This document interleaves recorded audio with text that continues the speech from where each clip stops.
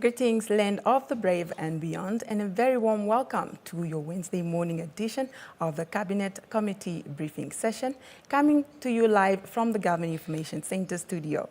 Now, Namibia, this is a national platform that is initiated by the Government of the Republic of Namibia, emanating from the Government Communication Strategy approved by Cabinet and implemented by the Ministry of ICT. Now, this platform is established to serve as a conduit for transmitting Cabinet decisions approved by Cabinet, as well as share updates and focus on government projects, programs, policy formulations and advancement, but also strategic implementations within the respective OMAs. Now, of course, the aim is to fast-track information dissemination across all organs of government to the general public. For this morning's edition, I am your host, Helene Felipe-Samunyela, and I am honored and privileged to be hosting the highest office in the land for the first time since the inception of the GIC. And I'm pleased to introduce to you the Minister in the Presidency, Honorable Christine Webes, to deliver her ministerial update. Honorable Minister, once again, good morning and welcome to the Government Information Center. You have the floor.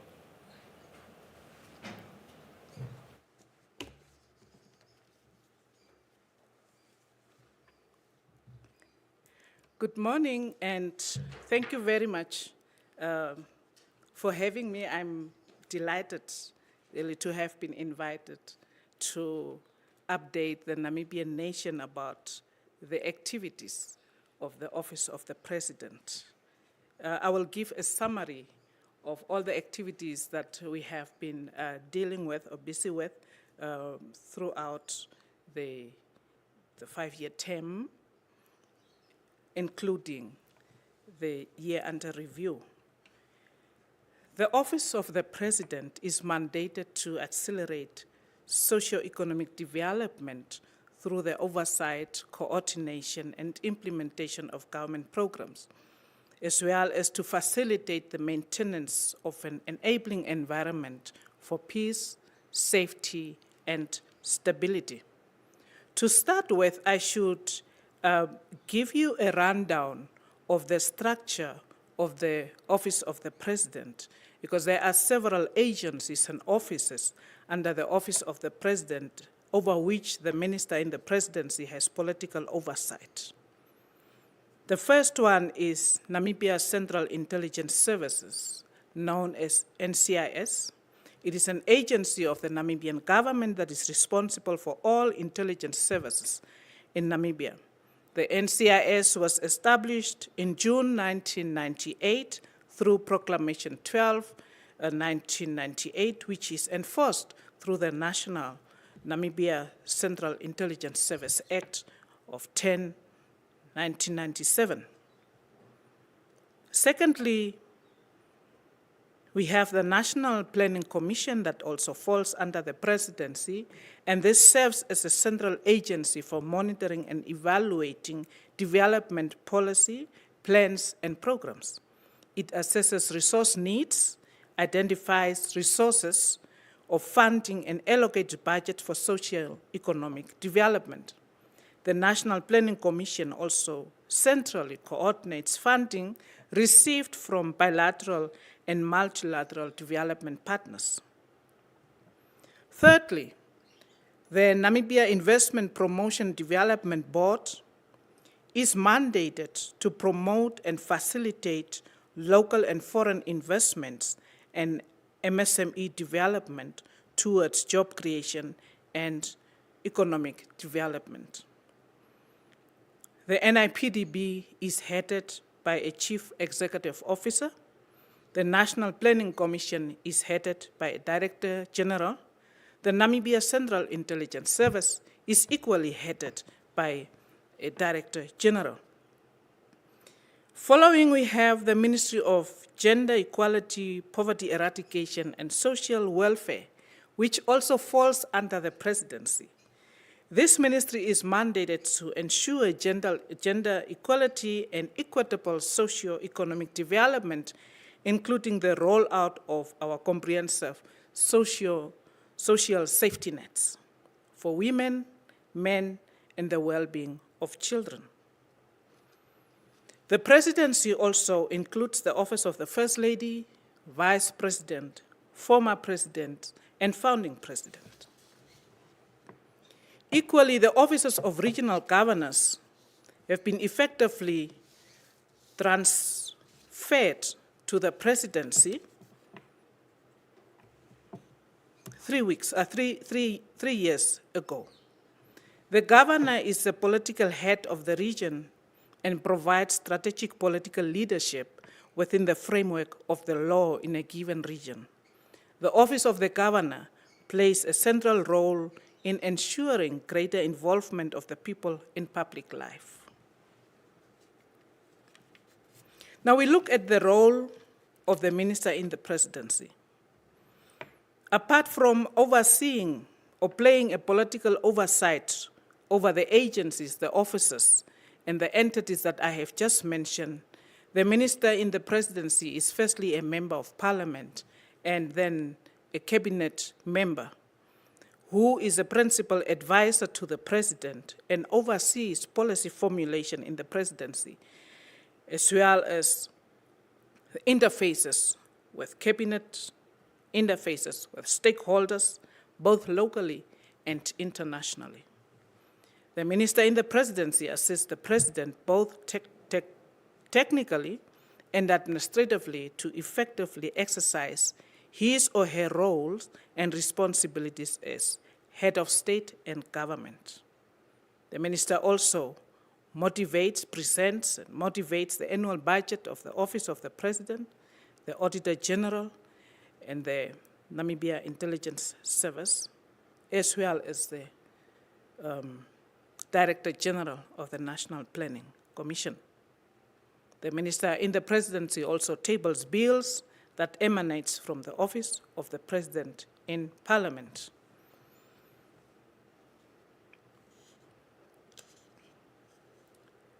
Like I have said, the minister in the presidency also meets presidential envoys at the direction of the president. Now I will go over to the activities that we have undertaken over a couple of years. First of all, the Harambee Prosperity Plan. The Namibian economy experienced unprecedented headwinds since 2016 as a result of declining economic growth as per capita income, low investments, and a high public expenditure ratio. These were compounded by the global economic downturn, declining commodity prices, an unprecedented drought, and exchange rate fluctuations. The economy reported more than 10 consecutive quarters of contracting GDP with a debt ratio to GDP increasing from 36.6% during the 2015-16 financial year to 54.8% during 2019-2020 financial year. Now, to fast-track socio-economic development in the first term of the current presidency, the Harambee Prosperity Plan was launched, spanning from 2016-17 to 2019-20. This plan overlapped with the last year of NDP4 and the first 3 years of NDP5. Like TPEC, the Harambee Prosperity Plan did not replace the NDPs, but was intended to complement and reinforce the implementation capacity of critical development components of NDP4 and NDP5 in an accelerated manner. The Harambee Prosperity Plan is built and molded around the narrative of inclusivity in the Namibian House, where no one should feel left out. It acknowledges and builds on the strong foundation and progress made since independence. Now, during the period under review, the following achievements were recorded. Number one, The Presidency formulated the State of the Nation addresses. The Presidency facilitated and coordinated the commissioning of the Boundaries Delimitation and Demarcation Commission with a view to determine and recommend whether changes to the boundaries of any region or constituency or local authority are required, as provided for in terms of Article 104, Sub-Article 1 of the Constitution, read together with Section 5, Subsection 1 of the Regional Councils Act. The Presidency also coordinated high-level meetings to facilitate the President's active participation in setting the country's development agenda. In this particular election year, the President has met several political parties to discuss matters of national interest. Namibia was co-chair of the Summit for the Future, which culminated in the adoption of the Pact for the Future. The Pact for the Future provides renewed hope in the purpose and primacy of multilateralism through the United Nations. Humanity is going through a difficult hour, with global unrest, especially in the Middle East, and in some parts of the African continent, leading to deaths and decimating societies. When one region of the world suffers from conflict, its repercussions are felt worldwide. Namibia attained a position as the country with the freest press in Africa, as reported by Reporters Without Borders. Presidential spokesperson has successfully carried out media campaigns highlighting President Nangolo Mbumba's first 6 months in office. The Presidency continues to embed the principle of transparency as a standard procedure for meetings held at the State House while ensuring public access to information through media participation. The Presidency planned and executed various meetings with traditional leaders across the country. Despite challenges encountered during the period under review, notably with the passing of President Dr. Hage Geingob, including limited financial resources, government has made significant strides in buttressing our governance architecture and maintaining an enabling policy and legislative environment to support participatory democracy. In line with Pillar 2 on economic advancement in the Harambee Prosperity, Namibia launched its Green Industrialization Blueprint, which outlines the creation of extensive downstream opportunities that will add value to our natural resources.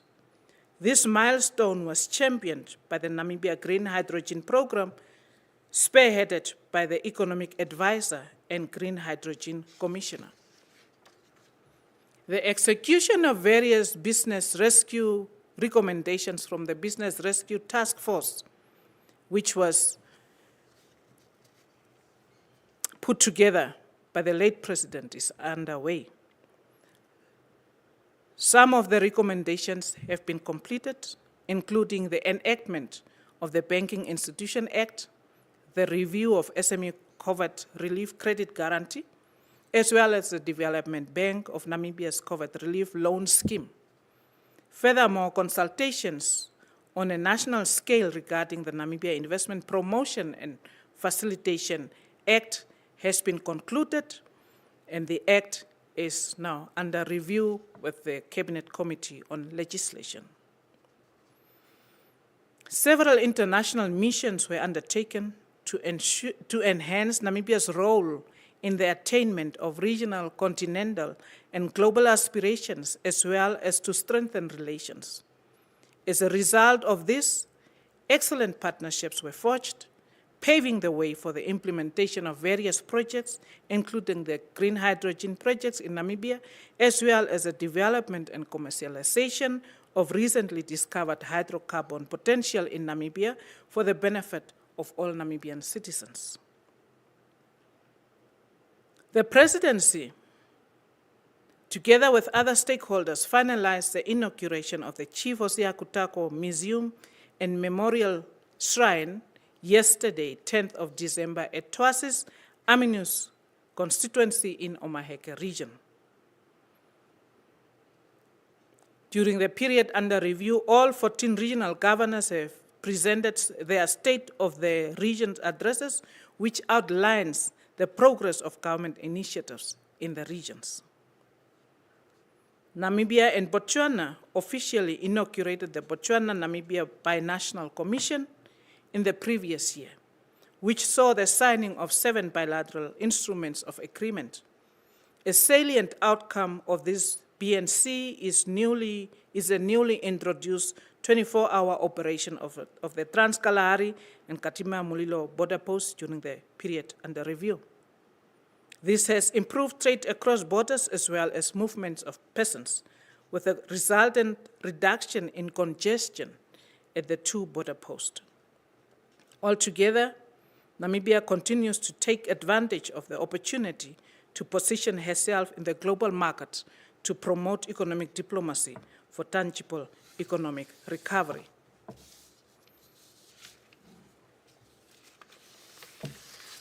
In conclusion, 2024 had a particularly difficult start owing to the passing of our 3rd President, Dr. Hage Geingob.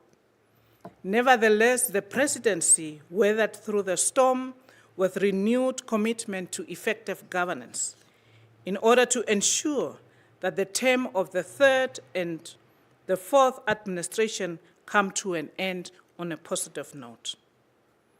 Namibia has recently concluded a rather arduous election process, and we are officially coming to the end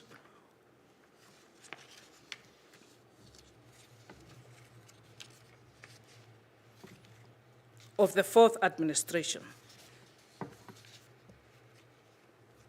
thereby meaning that we have essentially entered into presidential transition.